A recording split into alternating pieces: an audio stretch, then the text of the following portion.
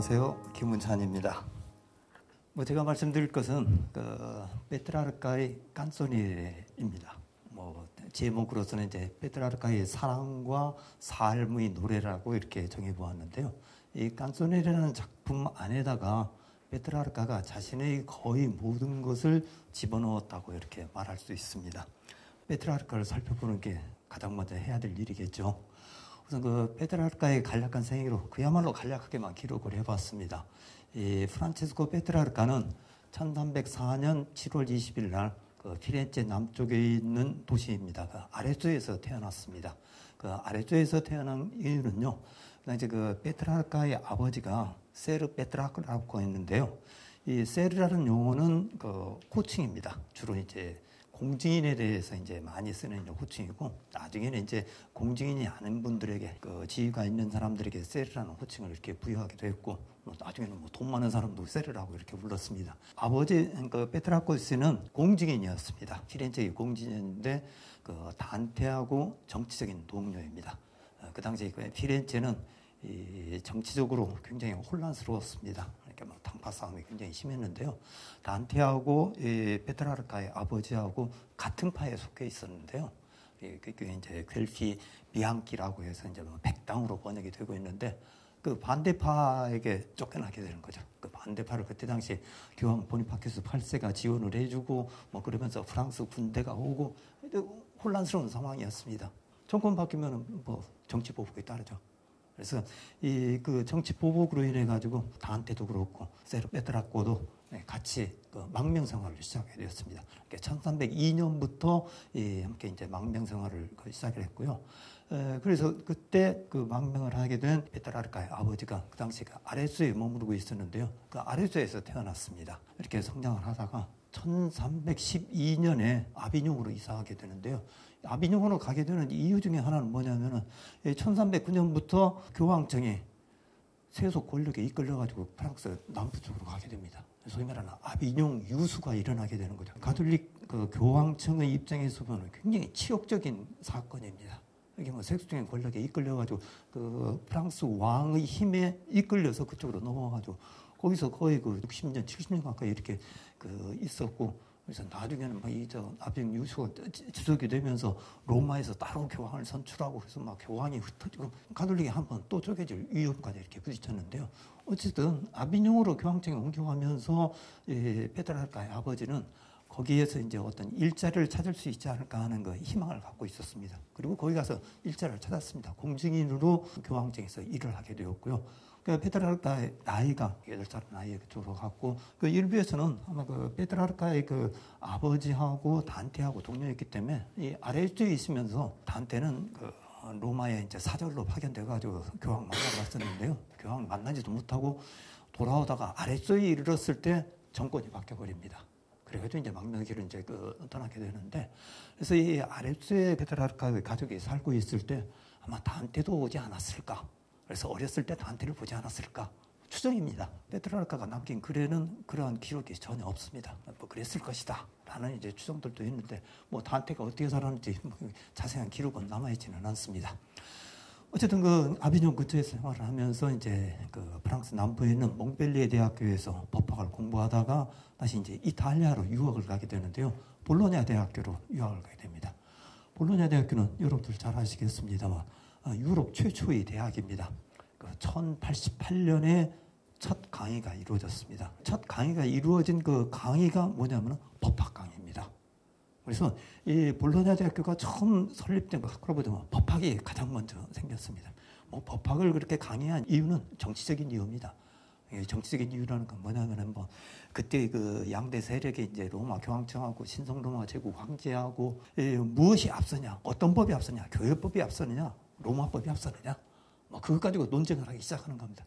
그게 이제 정치적인 이유에 따라 가지고 서로 이제 입장이 바뀌고 하는데요. 어쨌든 법학으로 굉장히 유명했던 곳인데 이 볼로냐 대학교로 페트라르카가 자기 동생 게라르도하고 같이 유학을 하게 됩니다. 볼로냐 대학교는 야말로 여러분들 잘 아시다시피 아주 유명한 대학이고요. 아까 소개도 해드렸습니다만 제가 이 볼로냐 대학교에서 학위를 받았거든요. 이렇게 페트라르카가 제 선배님이 되는 스타일인데요. 아쉽게도 페트라르카는 여기서 졸업은 하지는 않았습니다. 법학 공부에는 별로 관심이 없었습니다. 자기 아버지는 이제 뒤를 이어서 공직에 되었으면 좋겠다는 그런 생각으로 법학을 공부하라고 했는데 법학에는 별로 관심이 없고 고전 문헌 연구들에 이렇게 관심이 많았습니다. 그래서 고전 문학을 연구하고 또 이제 작품 활동을 하고 그래서 그 볼로냐 대학교에서 6년 동안 있는데 법학에 대해서 졸업은 하지 못하고 자기 아버지가 그때 돌아가시고 나니까 다시 아비뇽으로 돌아오게 됩니다. 그런데 이제 그 법학보다 그 고전문학 연구를 이렇게 하면서 페트라르카가 나중에 이제 뭐 르네상스가 발전이 되면서 인문주의의 아버지로 일컬어지는데요. 그 이유는 뭐냐면은 바로 인문주의, 이제 일부에서는 이걸 뭐 인문주의라고 번역하지 않고 뭐 인본주의, 인간주의, 영어식으로 휴머니즘하고 쓰는 경우들도 많이 있습니다. 그렇지만 이제 저로서는 그 개인적으로는 인문주의라는 용어가 바람직하다고 생각이 됩니다. 그 인문학이라는 용어도 이렇게 그 널리 보편적으로 쓰이고 있고요.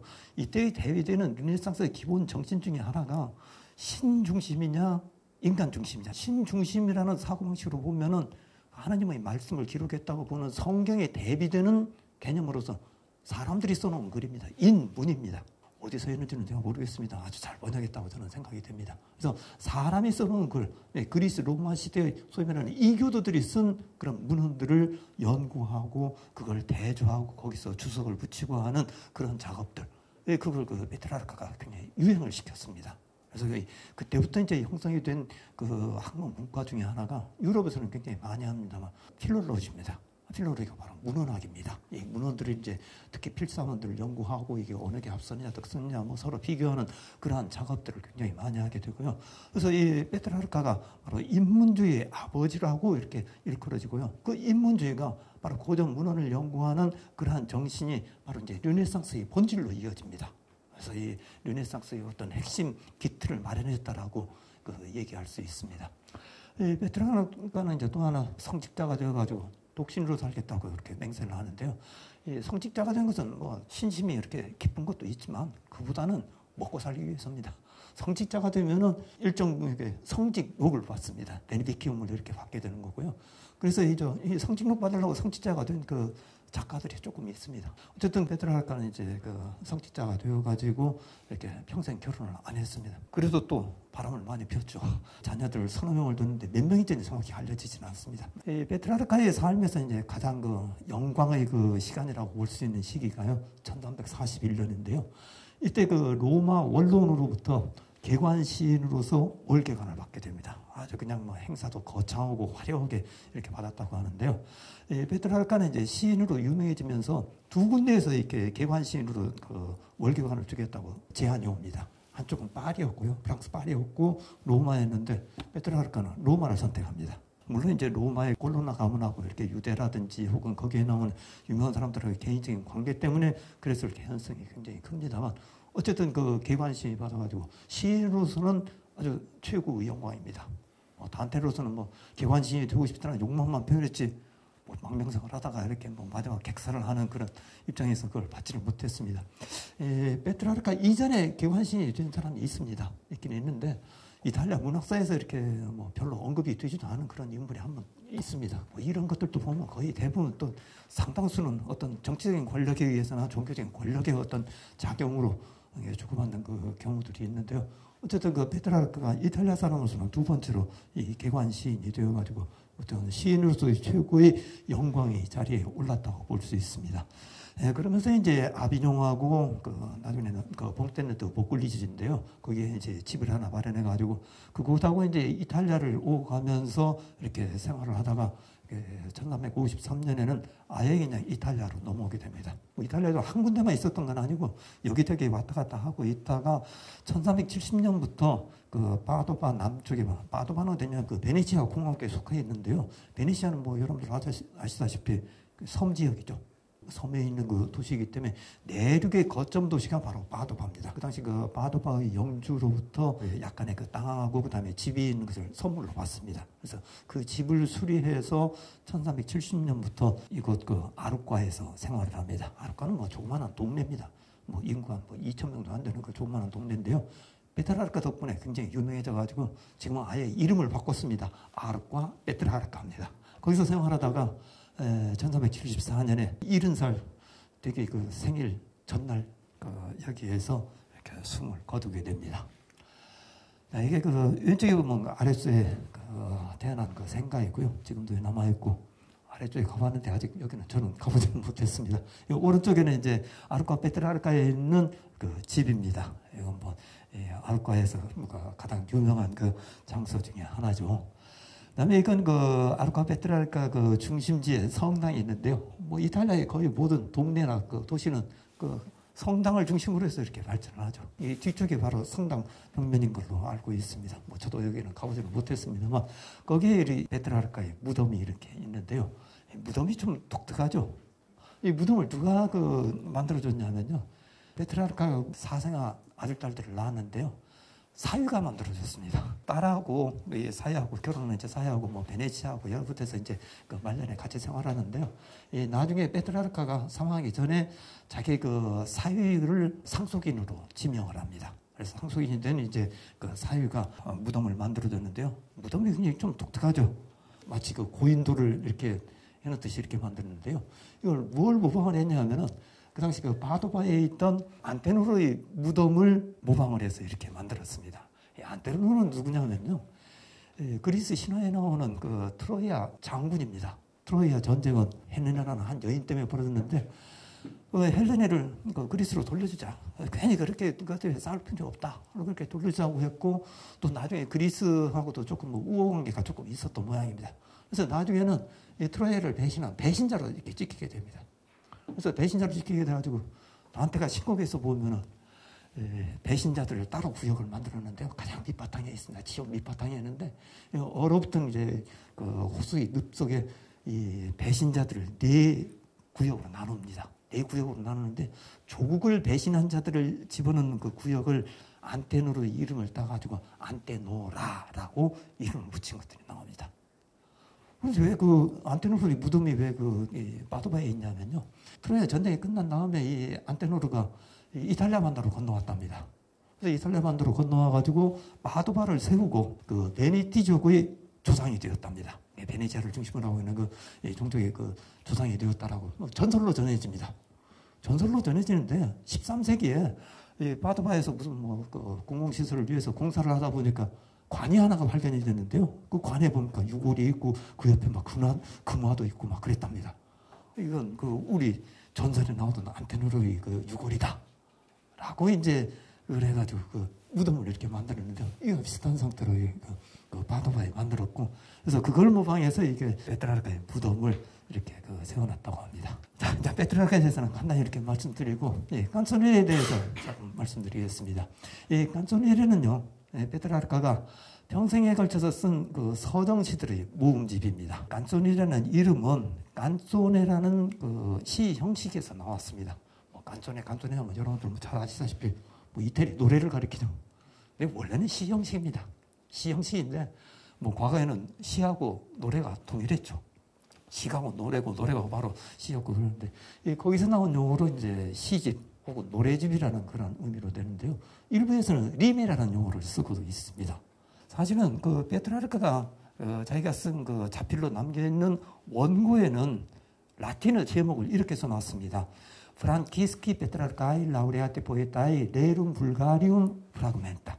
앞에 보면은 개관신 프란체스코 페트라르카이 레룸 불가리움 프라그멘타. 자, 이건 뭐 2가지 번역이 가능합니다. 이게 속어로 쓴 단편들. 뭐 저는 이제 조금 뭐 풀어서 단편적 시들이라고 했는데요. 이 속어로 썼다는 의미도 있고 또 하나는 보면은 불가리움이라는 용어는 세속적이라는 뜻도 있습니다. 그러니까 세속적인 것들에 대한 단편적인 시들. 이 2가지 해석이 충분히 가능합니다. 어쨌든 이게 라틴어 제목은 이렇게 되어 있는데요. 그렇다면 왜 이렇게 깐소네라는 이름이 쓰게 되느냐? 어떻게 된 건지를 정확히 모릅니다. 어디 일부에 보면 15세기에 그 인쇄된 판본에서 깐소네라는 용어가 이렇게 나오고요. 뭐 그렇다고 해서 그것만 이렇게 쓰인 건 아닙니다. 리메라는 용어도 많이 쓰였습니다. 근데 이 리메라는 용어는 단테의 작품에도 리메가 있습니다. 거의 대부분의 문인들이 남긴 시집을 가리켜서 그냥 리메라고 지칭을 합니다. 그러다 보니까 리메라고 하면 조금 혼동이 될 수도 있죠. 근데 지금도 깐소네라는 용어를 안 쓰고 리메라는 용어를 쓰는 사람들도 있습니다. 좀 더 그 보편적으로 이 페트라르카의 작품을 가리키는 용어로 깐소네어로 이게 거의 많이 이렇게 쓰이고 있는 거고요. 제 개인적인 생각으로는 이렇게 함으로써 어떤 차별성이 드러난다라고 이렇게 생각이 됩니다. 또 일부에서는 그 페트라르카가 쓴 그 용어 레rum vulgarium fragmenta라는 이 용어도 그대로 쓰고 있습니다. 근데 이건 우리말로 번역하면 두 가지로 중의가 있기 때문에 조금 어렵고요. 이태리판의 그 위키피디아 같은 경우는 이 용어를 그대로 쓰기도 하고 그렇습니다. 그래서 뭐 깐손이라는 용어로 하는 것이 조금 그 구별성이 있고 편하지 않을까라는 그런 생각이 듭니다. 대략적으로 보면은 페트라르카가 거의 70평생을 살았는데요. 젊은 시절하고 뭐 노년을 빼고 해서 거의 한 40년 동안에 쓴 시들을 여러 차례에 걸쳐서 이제 그걸 정리하고 편집을 했습니다. 편집을 했다는 건 그때까지 일종의 써놓은 시들을 하나로 묶어가지고 하나의 그 장으로 만들었고 그 다음에 또 거기에다가 조금 보완하거나 빼거나 뭐 그렇게 해가지고 만들고 이런 그 편집 작업이 굉장히 많이 이루어졌습니다. 그 미국에 있는 페트라르카 학자인 그 윌킨스 같은 경우는요 9차례에 걸쳐서 편집이 이루어졌다고 얘기합니다. 깐소니리의 여러 판본들이 지금 나와 있기 때문에 그것들을 이렇게 그 전부 모아가지고 연구를 해보면 뭐 그 정도 충분히 가능하다라고 이렇게 많은 학자들이 얘기를 하고 있습니다. 그러니까 앞에 그 편집본에 들어있다가 뒤에서는 또 빼기도 하고 새로운 걸 집어넣기도 하고 약간 수정도 하기도 하고 그 보완을 하기도 하고 뭐 그런 식으로 나오게 됩니다. 그 중에서도 이제 1373년에서 74년 생애 마지막에 이제 편집한 판본이 지금 그 바티칸에 이렇게 보관이 되어 있는데요. 고디체 바티카노 라틴어라고 합니다. 그걸 저는 이제 뭐 바티칸 라틴 필사본어, 뭐 필사본어로 번역한 건 뭐 일부러 제가 그 써놓은 거라는 걸 여기에서 이렇게 했는데요. 뭐 문서라고 해도 상관은 없습니다. 잘 아시다시피 그 바티칸에는 희귀한 문서들이 굉장히 많이 있는데 그중에 이 판본이 남아 있고 이게 이제 최종 편집본으로 정해집니다. 물론 정하는 건 나중에 이제 페트라르카 연구하는 연구자들이 모여서 이렇게 결정을 내린 겁니다. 그래서 이게 이제 기본적인 판본으로 얘기하는데요. 깐소니에 대해서 아주 그 유명한 평가가 있기 때문에 한번 가져와 봤습니다. 나중에 한 100여 년이 지난 이후에 이스라엘에서 아주 뛰어난 그 인문학자이고 또 성직자였던 피에트로 벤보 추기경이 바로 소어론이라는 아주 방대한 저술을 씁니다. 대화처로 되어 있는 이제 방대한 저술인데 이탈리아어에 대해서 논의하고 있는 그러한 저술입니다. 그리고 거기에서 뭐라고 했냐면 이탈리아의 운문의 모델이 되는 것은 바로 깐소니에리다 라고 이렇게 얘기를 합니다. 단테보다도 더 높게 평가를 한 겁니다. 근데 왜 그러냐면요. 바로 여러 번 편집을 하는 과정에서 이 그 문체라든지 언어를 하나로 통일을 시킵니다. 굉장히 세련된 문체를 이렇게 만들게 되죠.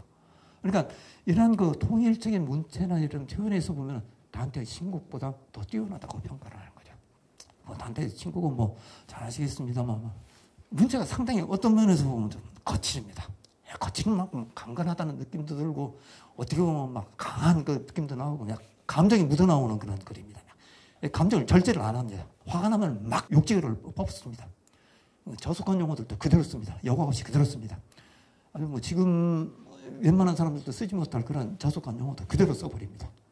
예, 그런 만큼 아주 강하고 그런데 언어적인 면에서는 지금 그 페트라르카의 그 깐소니리와 대비를 많이 이룹니다. 그래서 이제 학자들은 그걸 뭐라 그 이태리말로 모노링귀즘이라고 얘기하는데요. 단일어입니다. 아주 하나로 세련된 언어이고 단테의 용어는 세련된 것은 거부하고 있는 거죠. 혹은 이제 그걸 뭐 그럴 시간적인 여유가 없었을 수도 있습니다. 어쨌든 그래서 이탈리아 운문의 모델이 되는 게 바로 이 깐소니리고 산문 모델은 보카치오의 데카메론이다 라고 이렇게 얘기를 합니다. 1500년대에 이런 얘기가 나옵니다. 그래서 그동안에 보면은 이들을 능가할 만한 그런 그 시인들은 나오지 않았다는 것을 이렇게 반증을 하는 겁니다. 그 왼쪽에 보면 이제 15세기에 나온 필사본이고요. 여기서도 어떤 그 제목들은 안 나옵니다. 그냥 뭐 그 페트라르카의 그 소네트하고 깐소니가 이렇게 시작이 된다 하고 이제 뭐 나옵니다. 오른쪽은 이제 1470년에 베네치아에서 최초로 인쇄된 판본입니다. 둘 다 보면요. 맨 첫 배경이기 때문에 일본 소네트가 나옵니다. Voi ascoltate in rime sparse 하고는 앞에 나오죠. V자로 이렇게 나오는 것. 이 베네치아에서 그 나온 이 최초 인쇄본은 이탈리아 작품 중에서 인쇄된 작품으로서 처음입니다. 단테 신곡보다도 빠릅니다. 그래서 그만큼 인기를 많이 끌었습니다. 1470년에 이 베네치아에서 나온 판본인데요. 이 게르만 출신 그 출판업자가 이렇게 출판을 해낸 겁니다. 여러분들 잘 아시다시피 구텐베르크가 활판 인쇄술을 개발해냈죠. 그게 르네상스에 끼친 영향이 어마어마합니다. 아주 그냥 혁명적인 변화를 불러일으키는데요.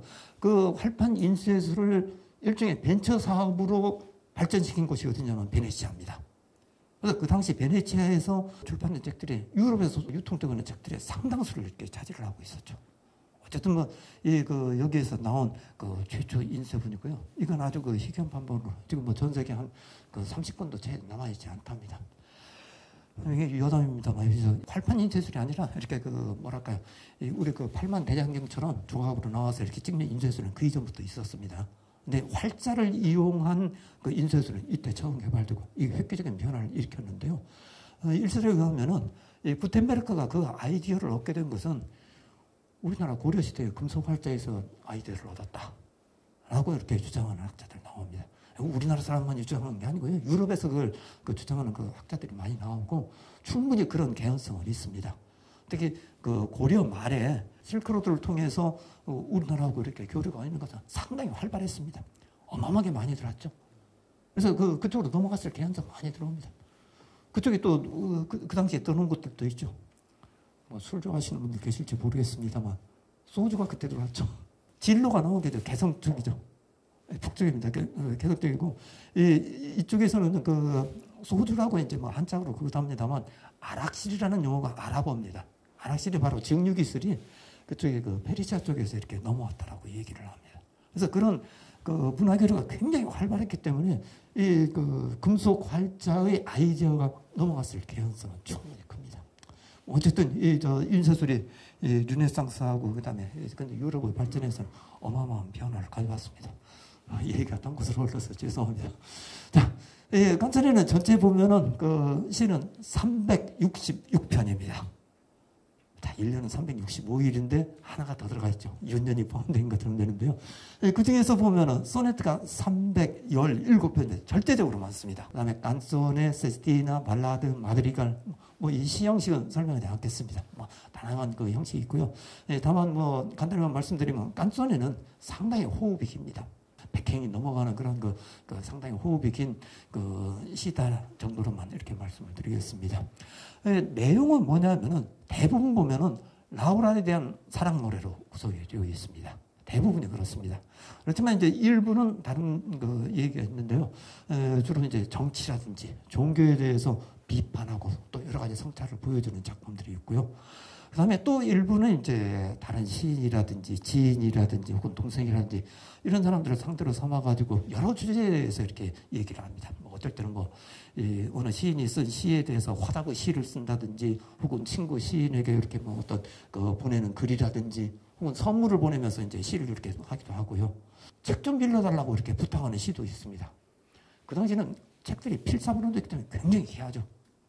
책 한 값이 보통 사람들이 1년 먹고 살만한 그 정도로 비쌌다고 합니다. 그래서 그 책을 좀 자기가 집필을 하는데 필요하니까 좀 제발 좀 빌려주시자는 그런 것도 있습니다. 이런 그 내용의 시들이 거의 한 30편 정도가 됩니다. 근데 366편 중에서 30편이라는 건 얼마 되지 않죠. 그렇지만 이것들이 라우라에 대한 사랑 노래로만 이어져 있을 때는 굉장히 어떻게 보면 단조로울 수도 있죠. 지루할 수도 있는데 이런 것들을 조금 깨뜨려주고 또 그 새로운 그 어떤 분위기를 바꾸어주는 그런 역할을 하는 거라고 이렇게 볼 수가 있습니다.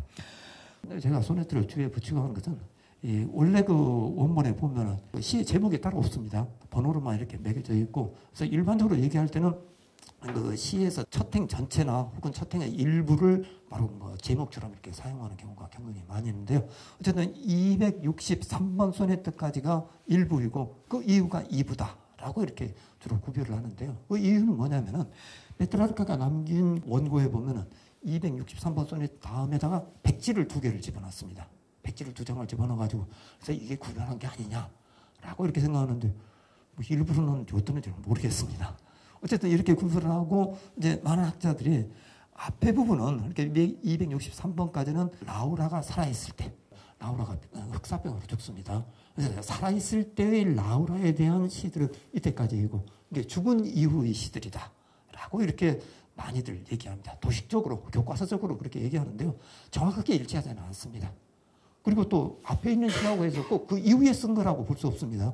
이 시들은 앞에 있거나 뒤에 있거나 쓰는 시기들은 서로 다릅니다. 나중에 이제 최종적으로 편집하면서 이렇게 했을 뿐이지, 집필한 시기하고 배치한 것하고 전혀 일치하지는 않습니다.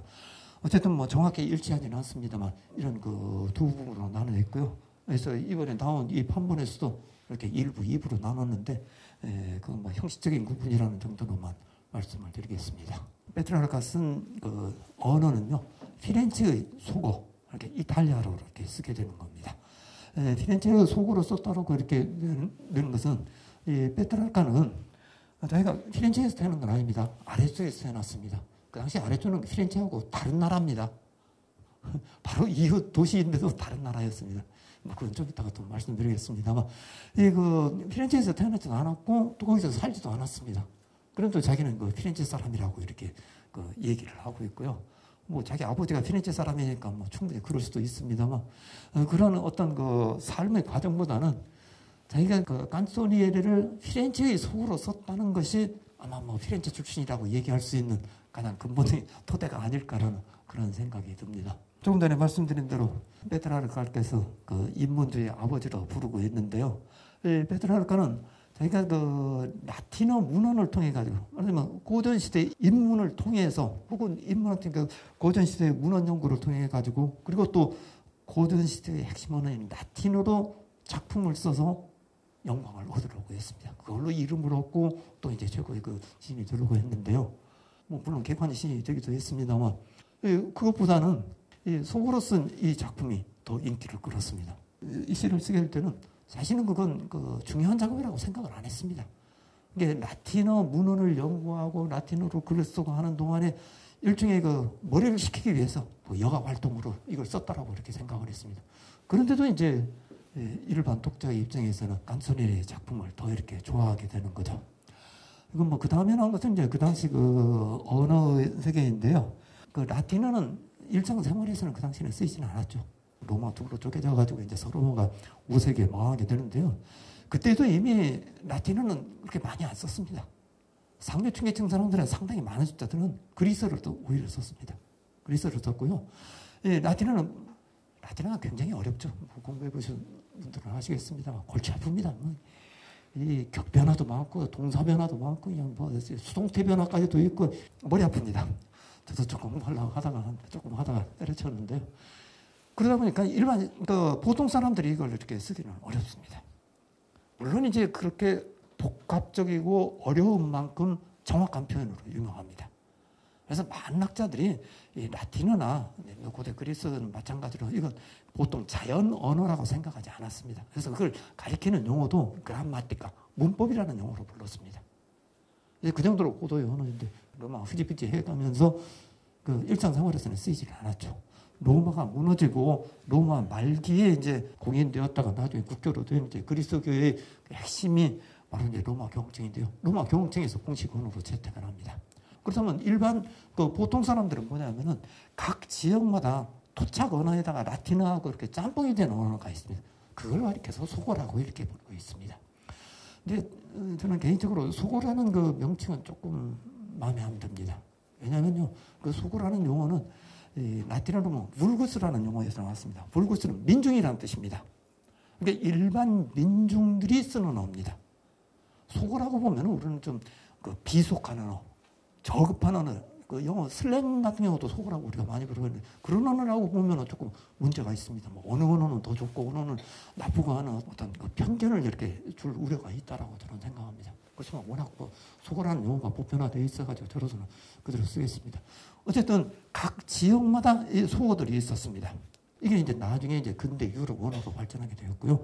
이제 이탈리아어, 그냥 뭐 포르투갈, 스페인어, 혹은 뭐 프랑스어, 루마니아어, 로마의 그 영향권 내에 있던 데는 이런 언어들이 발전하게 됩니다. 이게 이제 각 지역마다 속어이고요. 이탈리아에서는 도시마다 서로 언어가 달랐습니다. 지금도 다릅니다. 근데 이 피렌체의 속어는 바로 단테가 이 언어를 씀으로써 이 피렌체의 속어가 라틴어 못지않게 뛰어나다는 걸 입증을 했습니다. 그리고 그걸 이어받아 쓰는 게 바로 페트라르카 보카치오입니다. 그리고 이 위대한 그 세 명의 시인의 덧붙여, 뭐 그 외에도 다른 사람들이 많이 활용을 합니다. 많이 활용합니다만 이 대표적인 시인들이 그걸 쓰니까 그걸 이제 따라서 쓰고요. 그래가지고 이게 나중에 표준 이탈리아어가 되게 됩니다. 그렇지만 이탈리아에서는 지역마다 다른 언어들이 있습니다. 지금 사투리를 보면요. 로마 사투리, 그 베네치아 사투리, 밀라노 사투리 따로 있습니다. 뭐, 그 사르디니아, 시칠리아는 뭐 말할 것도 없고요. 근데 이르기까지도 바로 그런 속어로 쓴 작품들 많이 나옵니다. 노벨 문학상 받았던 다리오 포라는 그 극작가는요, 밀라노에서 이렇게 활동을 했습니다. 다리오 포 작품 보면 밀라노 사투리를 썼습니다. 이탈리아로 다시 번역을 해야 돼요.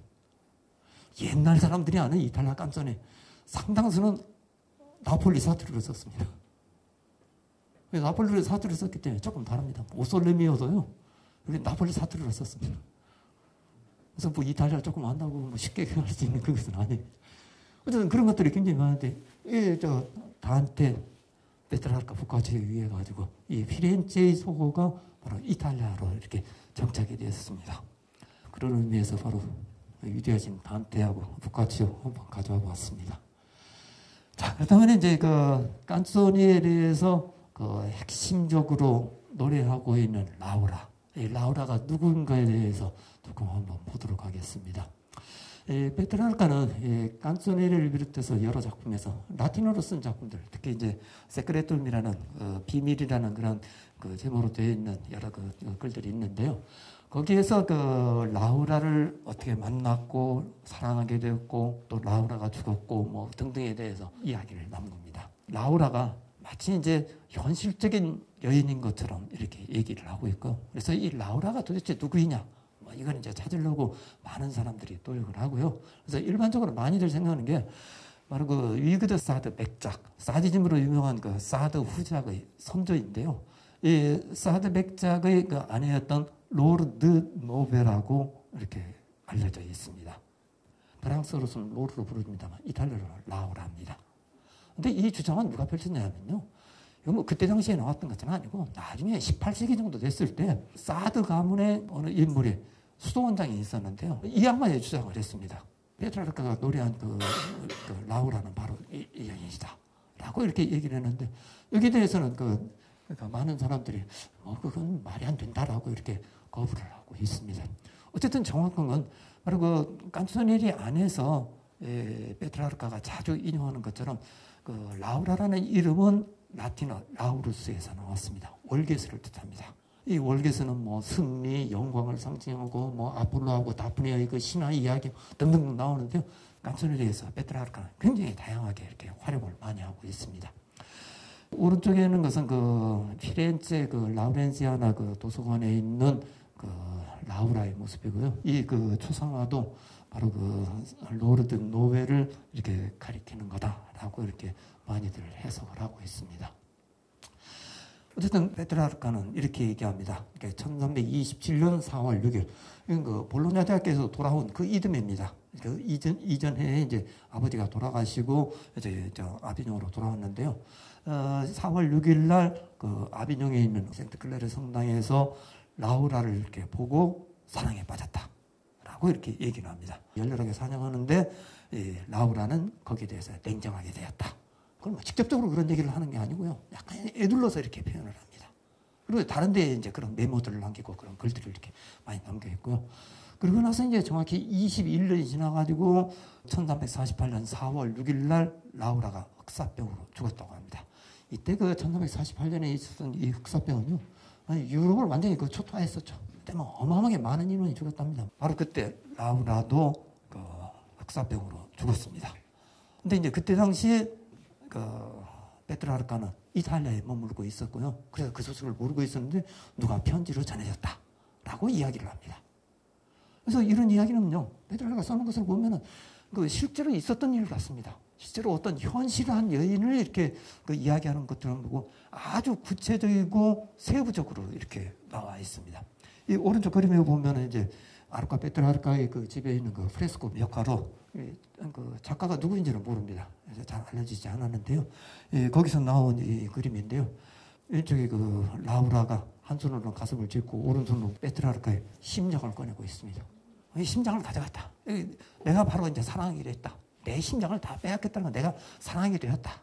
그 심장을 가져가는 것이 바로 이제 사랑이라는 그런 의미를 씁니다. 또 인용합니다만, 위대하신 단테는 더 심한 표현을 씁니다. 베아트리체가 심장을 먹었다. 내 심장을 먹었다는 그런 표현까지 아모르가 이렇게 먹게 했다라는 그런 표현까지 쓰는데요. 저도 이제 그래서 심장을 가슴이라고 번역하지 않고 그냥 심장이라고 번역을 했는데요. 바로 그 사랑과 관련이 되기 때문에 일부러 그 심장으로 번역했습니다. 여간 라우라가 그 페트라르카의 사랑을 빼앗아가고 그러면서도 또 냉정해졌다는 걸 이 그림으로 이렇게 보여주고 있습니다. 그리고 이제 페트라르카는 라우라에 대해서 노래를 하는데요. 어떤 여러 가지 기회에 또 여러 가지 소재를 가지고 이렇게 라우라에 대한 사랑 이야기를 이렇게 쓰고 있습니다. 사랑으로 인해서 또 더구나 이 사랑이 어떤 보상을 받지 못하는 사랑이죠. 일방적인 사랑입니다. 짝사랑입니다. 상대방을 이렇게 냉정하게 대하는 그런 사랑이고 그 사랑에 대해서 그 사랑으로서 이제 느낄 수 있는 여러 가지 희로애락을 다 표현을 하고 있습니다. 그 예를 몇 개만 보겠습니다. 처음 만난 날, 그러니까 1327년 4월 6일 날 그때 만난 날을 기념하는 기념일시가 12편이나 됩니다. 요즘 젊은 사람들은 뭐 사랑을 기념하기 위해서 뭐 만난 지 100일 기념하고 뭐 200일 기념 뭐 여러 가지 기념을 하죠. 아마 그런 기념일의 그 선구자가 페트라르카가 아니었나 하는 생각이 듭니다. 나중에는요, 죽은 다음에, 그건 한편은 나옵니다만, 죽은 날짜까지 기념하는 그런 시를 이렇게 쓰고 있습니다. 이 기념일 시가 이렇게 나오고요. 또 하나 뭐 재미있게 나오는 게 장갑 소네트가 그 3편이 나옵니다. 그거 이제 라우라가 손에 끼고 있던 장갑을 어떻게 해서 자기가 전리품처럼 얻었다. 두고 간 것을 가져왔는지, 뭐 몰래 가져왔는지, 거기에 대한 설명은 없습니다. 어쨌든 라우라가 그 아름다운 손에다 끼고 있던 이 장갑을 내가 전리품처럼 가져왔다. 그런데 나중에 돌려달라 그래가지고 어쨌든 그냥 가져오면 절도죄가 되니까 돌려줬다. 돌려주고 나니까 굉장히 아쉬웠다. 3편을 이렇게 쓰고 있습니다. 뭐 그 이외에도 굉장히 다양하게 많이 씁니다. 뭐 라우라의 그 금발이라든지 뭐 아름다운 눈, 뭐 심지어는 라우라가 걸어갔던 발자국이 있는 그 모습. 아, 너희들은 내가 사랑하는 여인의 그 발자국을 갖고 있어 행복하겠구나. 뭐 그런 식으로까지 나옵니다. 그래서 이 사랑의 노래가 굉장히 다양한 변주곡으로 나옵니다. 이게 이제 나중에 후대 사람들이 굉장히 많이 활용하게 됩니다. 또 하나는 또 뭐 이제 멀리 떠나는 아쉬움. 페트라르카는 여행을 많이 했습니다. 여러 가지 사절로 나가기도 했고, 그래서 유럽 북부도 여행을 했고, 이탈리아 쪽으로는 주로 자주 왔다 갔다 했습니다. 그러다 보니까 이제 라우라가 있는 아비뇽에서 멀리 떨어질 때의 그 아쉬움, 그리고 이제 멀리 가시면서 거기서 이제 그 느끼는 그리움, 뭐 그런 것들을 또 얘기하고요. 라우라가 죽은 다음에는 이제 주로 나오는 게 뭐냐면은 꿈속에 이제 라우라가 방문을 해가지고 페트라르카를 위로하고 내가 왜 그 당신을 그렇게 냉정하게 되었냐면 이런 것이다라고 뭐 등등등으로 얘기를 합니다. 뭐 이런 것들이 굉장히 다양하게 나오죠. 그러니까 사랑 노래이면서도 이 사랑 노래가 굉장히 다양한 방식으로 나옵니다. 어떻게 페트라르카의 어떤 기발한 작상이라고 볼 수 있는 것들이 굉장히 다양하게 나옵니다. 또 하나 특징적인 것은 단테의 베아트리체하고 페트라르카의 그 라우라와 많은 비교가 이루어집니다. 뭐 이렇게 단테 얘기를 제가 많이 꺼내는 이유는요, 페트라르카 자신이 단테에 대한 어떤 그 존경 또는 거기에 대한 어떤 경쟁심 이런 것들을 굉장히 많이 가지고 있습니다.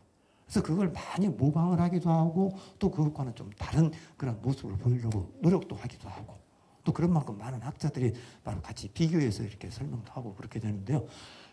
단테의 베아트리체는 아주 우리가 뭐 천상의 여인으로 이렇게 많이 합니다. 뭐 천사 같은 이미지이고 뭐 신곡에서는 핵심적으로 나옵니다만 하나님의 은총입니다. 보통 지상에 있는 여인이 아닙니다. 하나님의 은총이고요. 그리고 그 단테뿐만 아니라 단테가 같이 어울려서 있던 이 시인들은 거의 대부분 이런 여인들을 가리켜서 어떤 천사 이미지로 이렇게 많이 묘사합니다. 페트라르카의 라우라는 상당히 현실적인 모습입니다. 현실적인 아름다움. 근데 현실적인 모습으로 묘사를 하면서도 최고로 예쁘다. 최고로 아름답다. 이 하늘에서 어둡고 혼란스러운 세상을 비춰주기 위해서 라우라가 내려왔다. 등등으로 얘기합니다. 그야말로 이상화시킵니다. 어쨌든 천상의 여인은 아니지만 천상의 여인 못지않게 이렇게 이상화시켜서 이렇게 많이 얘기를 하고 있습니다. 이 오른쪽 그림도 보면은 그 필사본의 그 세미나로 라우라와 페트라르카의 모습을 보여주는 그런 그림으로 나와 있습니다. 자, 그런데 많은 학자들이 또 거기다가 문제 제기를 하게 됩니다. 라우라는 현실적인 여인이 아니다 라고 얘기합니다. 그 이유는 뭐 여러 가지로 될 수 있습니다만 이 라우라에 대해서 쓰고 있는 그런 페트라르카의 글 여인은 없습니다. 어떤 객관적인 자료가 없습니다. 물론 페트라르카가 그걸 문학적으로 꾸며냈을 개연성들이 충분히 있습니다. 그리고 그 이유는 뭐냐면요. 중세 시인들 사이에서 굉장히 많이 유행하는 소위 말하는 궁정사랑입니다. 뭐 궁정식, 궁정적하고 뭐 이렇게 나오기도 하는데 커틀 러브, 궁정 안에서 벌어지는 사랑 사건입니다. 뭐 그 왕의 궁정뿐만 아니라 어느 귀족의 궁정이라든지 상류계층 사람들이 모이다 보면 남녀간에 뭐 사랑이 빚어질 수 있죠. 근데 여기에서 이루어지는 이 궁정사랑의 그 기본적인 형식은 뭐 지역에 따라 서로 다릅니다. 근데 이 페트라르카가 활동했던 그 지역은 아비뇽 지역은 프로방스 지역이죠. 프랑스 남부 지역입니다. 지금은 이제 프로방스는 사화가 됐죠. 죽은 언어죠. 근데 프로방스의 시인들이 음유시인 뚜바드들이 많이 남긴 것이 이 사랑 노래들입니다. 이 사랑의 시, 연애 시가 굉장히 아름다운 것으로 유명한데요. 여기에서 나오는 궁정사랑의 핵심 주제는 이루지 못할 사랑입니다. 대부분 이루지 못할 사랑이고 짝사랑입니다. 그러니까 이미 상대방 여인이 결혼을 했거나 혹은 그 신분이 높다든지 일반 기사가 어떤 뭐 영주의 부인을 사랑한다든지 뭐 등등등으로 나오는 겁니다.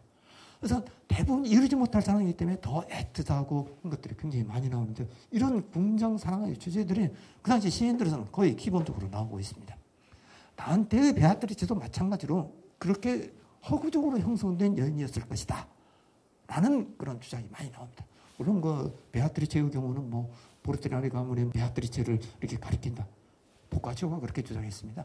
근데 보카치오도 그 뭐 어떤 구체적인 증거를 뭐 대거나 그런 것은 아니고요. 그래서 그 베아트리체 역시 순수한 문학적인 허구로 충분히 볼 수 있는 개연성이 많이 남아 있습니다. 그리고 그런 것들이 특히 그 프로방스 시인들 중에서는 굉장히 많이 나왔습니다. 굉장히 많이 나왔기 때문에 그런 전통이 있고요. 물론 뭐 페트라르카를 가리켜서 우리가 르네상스 시인이다 해가지고 뭐 중세의 틀을 벗어났다는데 여러 가지 측면에서 보면 완전히 중세를 벗어났다고 그렇게 장담하기도 어렵습니다.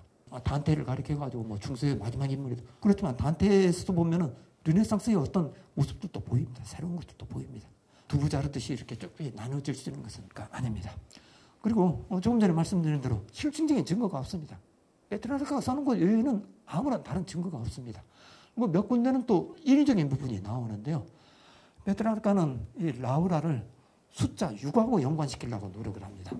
처음 만난 날도 4월 6일로 잡습니다. 그래서 4월 6일이 예수의 순환일, 말하자면 성금요일이라고 이렇게 주장하는데요. 그때는 성금요일이 4월 6일이 아니었답니다. 그러니까 현실적인 사건까지 바꿔서 이렇게 얘기를 하는 겁니다. 6과 연관시키려고 노력을 많이 합니다. 근데 그 근거는 아마도 그 단테가 베아트리체를 3 혹은 이제 3의 3배수인 9하고 연관시키려고 노력을 많이 합니다. 단테는 얘기합니다. 9살 때 베아트리체를 어느 잔치집에서 처음 보고 그냥 가슴이 쿵쾅거리고 사랑에 빠졌다. 9살이면 굉장히 조숙하죠.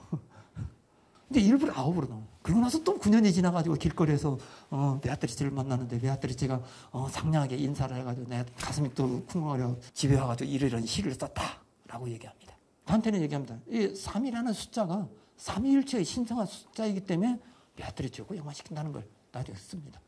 페트라르카의 경우는 그런 증거는 남기지는 않습니다. 그런데 어쨌든 페트라르카의 모든 것들을 6하고 연관시키려는 것처럼 많은 학자들이 지적을 많이 합니다. 뭐 366편이라는 것도 6이 2개나 들어가죠. 또 그 6이 인수가 되는 3이 들어가죠. 366으로 한 것은 뭐 라우라가 죽은 해가 바로 윤년이었다. 여러 가지 연관을 많이 시키려고 합니다. 어쨌든 이런 것으로 봤을 때 라우라가 어떤 실존의 인물이기보다는 문학적인 허구로 꾸며낸 인물이었을 개연성이 굉장히 많습니다. 그리고요, 또 하나는 이때 당시는 만약에 이미 결혼을 한 여인을 사랑한다는 것은 사회적으로 큰 무리가 될 수 있습니다. 만약에 그게 또 서로 주고받는 사랑으로 이루어진다면 단테가 신곡에서 그랬습니다만 지옥에 들어갑니다. 불륜을 저지르면 지옥 갑니다. 지옥에 가가지고 그 바람을 피웠기 때문에 바람에 휩쓸리는 형벌을 받습니다. 단테도 그런 것들을 의식을 하고 있죠. 페트라르카도 그걸 의식합니다. 그래가지고 나중에 무슨 얘기까지 하냐면요. 라우라가 입을 통해서 얘기를 하는데요.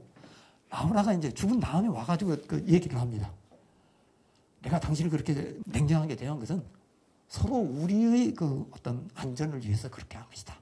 만약에 내가 빠져줬다면 불륜이고 지옥을 가야죠. 그래서 당신 마음은 알고 있었지만 그래도 우리를 위해서 그렇게 한 거다. 그런 면까지도 보이는 거 보면 페트라르카는 상당히 치밀하게 이 라우라라는 여인의 이미지를 이렇게 형성한다고 말할 수 있습니다. 자, 그렇다면 라우라는 도대체 누구냐? 라우라는 바로 베트라르카의 내면적인 삶을 표현하기 위한 방편인 것으로 많이 해석을 합니다. 그리고 이 베트라르카는 가장 높게 보는 인물 중에 하나가 아우구스티누스였습니다. 이 아우구스티누스가 고백록에서 이제 자신의 내면적인 번민이나 고뇌나 이런 것들을 이렇게 다 토로하고 있는데 바로 그것을 깐소니라는 노래를 통해서 이렇게 보이는 것이다 라고들 많이 얘기를 합니다. 그렇다면 라우라에 대한 사랑은 무엇을 의미하느냐? 두 가지로 볼 수 있습니다. 일단 라우라는 건 이 지상세계에 있어서의 즐거움입니다. 지상세계의 그 즐거움을 추구하는 것이다. 그리고 반면에 이제 지향해야 될 바는 바로 신적인 사랑, 하느님에 대한 사랑. 그쪽으로 가야 되는데 이 세속적인 이런 그 즐거움하고 이게 두 개 사이의 갈등이라는 거죠. 그래서 라우라는 것도 또 보면은 라우루스, 월계수로 본다면은 월계수가 바로 그 승리이자 영광입니다. 시인으로서의 월계관을 쓰고 싶은 개관 시인이 되고 싶은 그런 욕망, 그것도 세속적인 욕망이라고 볼 수 있죠. 그리고 그거에 얽매이고 거기서 번민하고 고뇌를 갖고 있는 그런 거다라는 해석들이 충분히 가능합니다. 그런 의미에서 보면은 이 라우라에 대해서 노래한 것이 또 다른 의미로 이렇게 나올 수 있다라고 얘기하고요.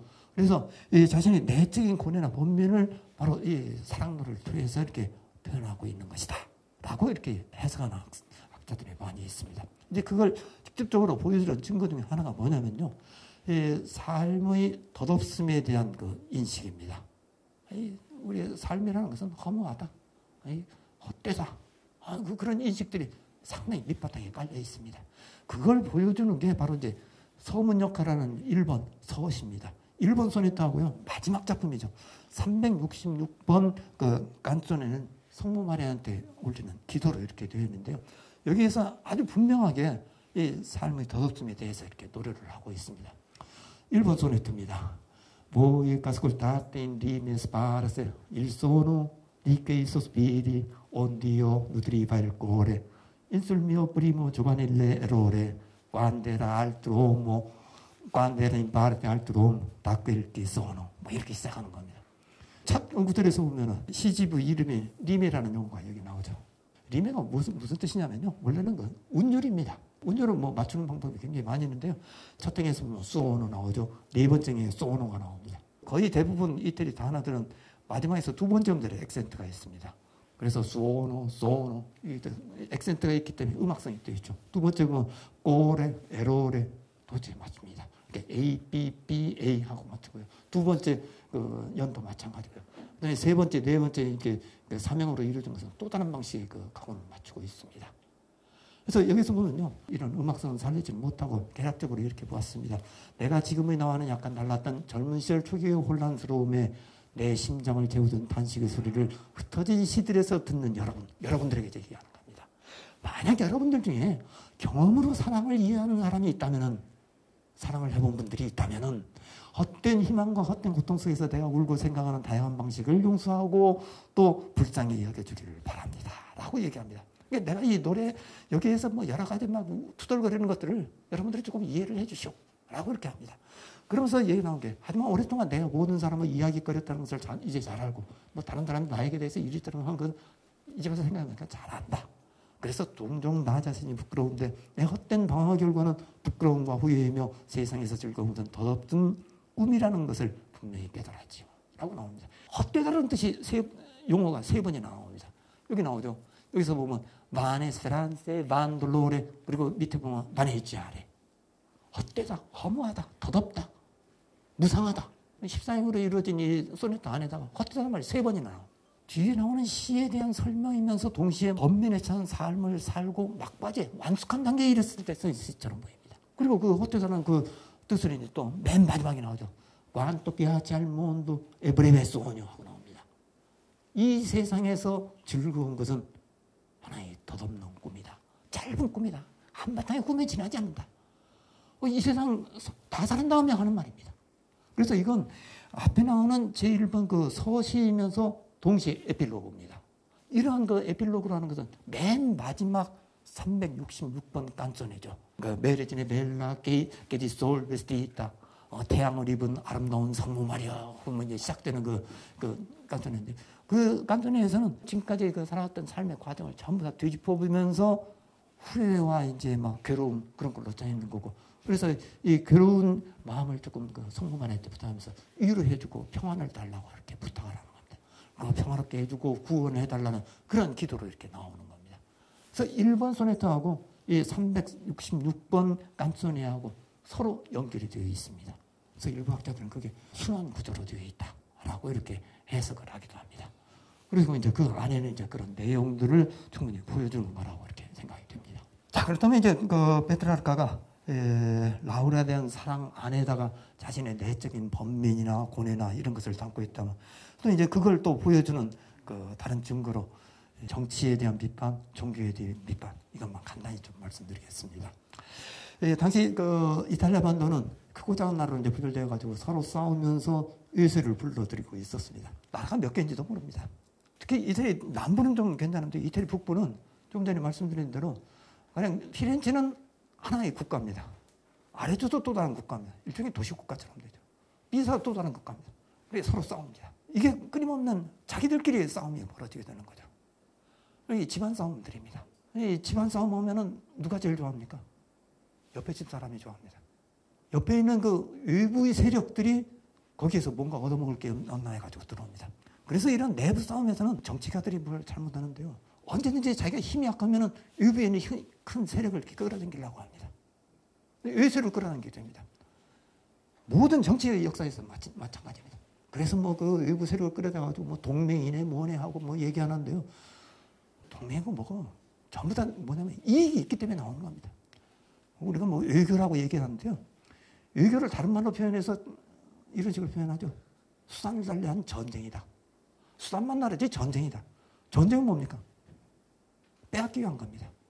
뭐 평화를 위하고 자유를 위하고 전부 거짓말입니다. 빼앗는 겁니다. 지금 벌어지고 있는 전쟁 전부 빼앗는 겁니다. 그러니까 결국은 이런 그 상황들이 외세를 불러들이게 되는 거고, 그런 상황들이 굉장히 많이 나오는데, 왜 이런 상황이 되었느냐? 로마 제국이 망한 다음부터 계속 이어졌던 상황입니다. 그래가지고 뭐 그 괸핀의 기벨린의 뭐 교황판의 황제판에 뭐 계속 싸우고 있고 이런 그 혼란스러운 상황이었거든요. 여기에 대해서는 단테도 그 신곡에서 엄청나게 비판을 많이 하게 됩니다. 근데 이제 페트라르카도 뭐 단테의 영향 때문인지는 모르겠습니다만, 그 이탈리아 미아로 시작되는 128동 깐소니에서 이걸 얘기를 하는데요. 단테가 또 얘기한 것은, 단테는 그런 정쟁의 희생자였죠. 페트라르카 역시 바로 그러한 상황을 자기가 겪었습니다. 당시 파르마에 그 머물고 있었는데요, 서로 싸우는 과정에서 이 파르마 도시가 포위당했습니다. 페트라르카는 나오지를 못하고 있다가 이제 나중에 뭐 극적으로 탈출을 하게 됐습니다만, 거기에 있으면서 왜 이렇게 자기들끼리 싸우냐, 거기에 대해서 그 성거리 됩니다.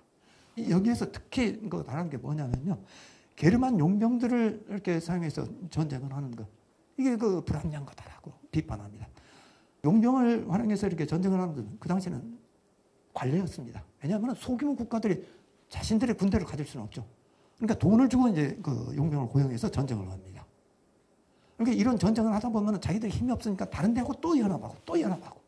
근데 연합하는 세력은 뭘까요? 뭔가 얻어먹을 게 있기 때문에 오는 겁니다. 그런데 또 용병들은 뭐합니까? 용병들의 목적은 싸움에서 이기고 지는 건 두 번째입니다. 돈이 목적입니다. 그런데 이 용병들 중에서 거의 대부분이 또 스위스 쪽에서 많이 왔는데 게르만 용병들입니다. 이탈리아 사람들은 그때 당시로 보았을 때 게르만은 야만인들로 봤죠. 이들이 그냥 그 이탈리아 땅에 와가지고 이렇게 이 아름다운 땅을 망가지고 있다. 거기서 이렇게 강한 어조로 이렇게 비판을 하는데요. 이 용병 폐해에 대해서는 나중에 그 마키아벨리가 군주론에서 이렇게 체계적으로 비판을 합니다. 자, 군대가 있어야 된다. 용병 의존하다 보면 망한다. 라고 이렇게 얘기를 하면서 이 그 페트라르카의 이 깐소니의 그 구절을 인용을 합니다. 역량의 관계에 대항하여 무기를 들고 전투는 짧게 끝날 것이니 이탈리아인들의 가슴속에서 옛날의 용기가 아직 죽지 않았기 때문이요.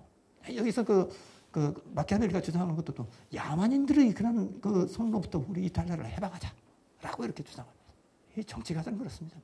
이 사람들은 그냥 자기들 이익밖에 생각하지 않습니다. 나라에 망하는 어쩌든 생각하지 않죠. 그래서 결국 망했습니다, 이태리가. 이제 이러다 보니까 서로 싸우는 과정에서 외세들이 이제 들어오게 되는 거고요. 스페인, 프랑스, 나중에 오스트리아까지 오고요. 독립 상태로 남아있는 그 나라가 별로 없었습니다. 나중에야 이제 이탈리아가 통일이 이루어지게 되는데 그때가 언제냐면 19세기 후반입니다. 19세기 후반에 이때 이르러서야 이제 그 이탈리아가 통일이 되는데요. 그 통일이 이루어질 때도 로마 교황청은 거기에 안 들어갔습니다. 그러니까 교황청 입장에서는 그 바로 앞에 코앞에 강한 그 나라가 이렇게 형성이 되는 것을 원하지 않았기 때문이라고 이렇게 생각할 수 있습니다. 어쨌든 그 로마까지 병합이 된 것이 1870년입니다. 그때서야 이제 이탈리아 반도가 하나의 그 명실상부한 나라로 이렇게 정착이 될 수 있었고요. 그러한 그 험난한 과정으로 가게 되는 것을 바로 페트라르카는 예언한 것처럼 이렇게 얘기합니다. 근데 그런 하소연이 위에 있는 그 권력자들에게는 귀에 들어가지 않은 거죠. 결국은 외부의 세력이 이끌려가지고 전부 이렇게 되는 과정입니다. 이탈리아 정치 상황에 대한 그 비판 간단히 말씀드렸고요. 이 마키아벨리가 군주론에서 바로 이러한 그 상황을 아주 그냥 철저하게 분석을 하죠. 그래서 마키아벨리가 제시한 것은요, 군주가 수한방법 가리지 않고 권력을 잡아라. 그렇지 않으면 안 된다라고 이렇게 얘기하는 겁니다. 그게 바로 정치가 갖고 있는 어떤 속성 중에 하나를 아주 명확하게 보여줍니다. 아주 냉철하게 분석을 한 겁니다. 그렇지 않으면 아무것도 할 수 없다라고 이렇게 주장하는 게 바로 마키아벨리의 주장이고요. 이제 종교 비판 가겠습니다. 그 아비뇽 유수에 대해서 페트라르카는 비판하게 되는데요. 이 아비뇽 유수, 조금 전에 말씀드린 대로 세속의 권력에 의해서, 그 당시는 프랑스 왕입니다. 프랑스 왕이 필립 4세였었는데요. 프랑스 왕의 그런 그 압력에 온이져가지고 그 당시 새로 그 선출된 교황이 로마로 가지 않고 아비뇽에 이렇게 주저앉았습니다. 교황청 안에서 이 교황들의 경우도 보면 이 정책의 알력이 굉장히 심하죠. 정책의 알력뿐만 아니라 음모도 있고 굉장히 많이 나옵니다만, 어쨌든 이런 과정에서 이 로마 교황청이 바로 아비뇽으로 가가지고 거의 한 60년 이상 동안 이렇게 있었고요. 아비뇽으로 교황청에 두게 되면서도 그 교황청에다가 영향력을 행사하는 건 누구냐면 프랑스 왕입니다. 그런데 이런 어떤 하나의 외부 세력에 영향을 줄 때 나타나는 현상 중에 하나가 뭐냐면요, 부정부패입니다. 어떤 엉뚱한 사람들이 권력에 이렇게 영향력을 줄 때 부정부패가 나타나죠. 그래서 이 로마 교황청에 있을 때보다는 더 이 아비뇽이 왔을 때 이 교황청 내에서 이제 부패와 부정이 많이 나타났다고 얘기합니다. 단테도 역시 신국에서 그걸 비판했습니다. 단테로서는 특히 로마 교황청이 어떤 재물 욕심 때문에 로마 교황청이 망했다라는 것을 이제 아주 강렬하게 비판합니다. 제가 그때 비판한 게 소위 말하는 콘스탄티누스 기증서에 대해서 비판하는데요. 페트라르카도 마찬가지입니다. 콘스탄티누스 기증서가 위조된 문서입니다.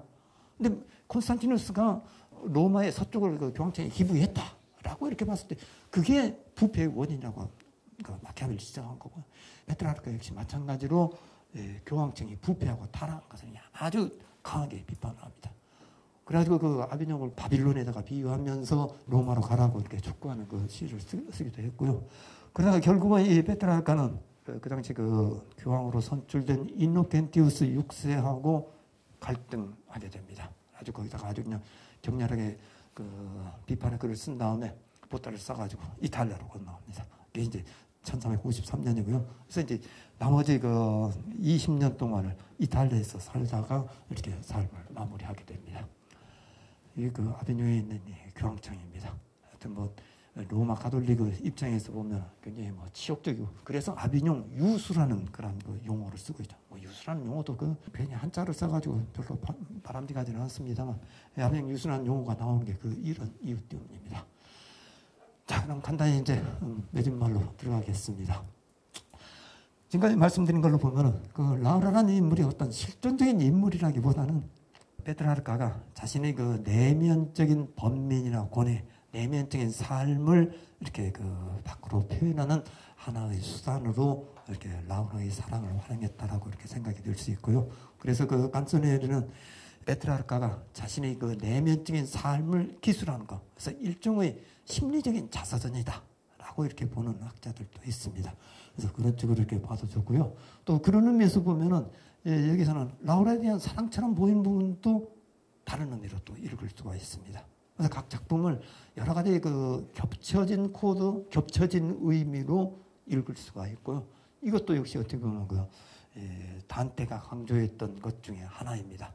단테는 자기 작품, 특히 신국을 여러 가지 의미로 읽으라고 합니다. 이건 단테만이 했던 게 아니고요. 성경을 읽는 그 당시 중세 때부터 성경을 읽는 방식입니다. 성경에서 문자 그대로의 의미도 있지만 거기에 보면 또 다른 의미도 있고 또 다른 의미도 있고 뭐 구원적인 의미 또 뭐 상징적인 의미 뭐 이런 걸 달아가지고 최소한 3가지, 4가지로 이렇게 읽을 수 있는 부분이 있다라고 이렇게 얘기합니다. 페트라르카 역시 바로 그런 맥락이되 또 좀 더 현실적인 혹은 실감나게 하기 위해서 라우라에 대한 사랑이라는 그런 것을 엮지 않았겠나 하는 생각이 듭니다.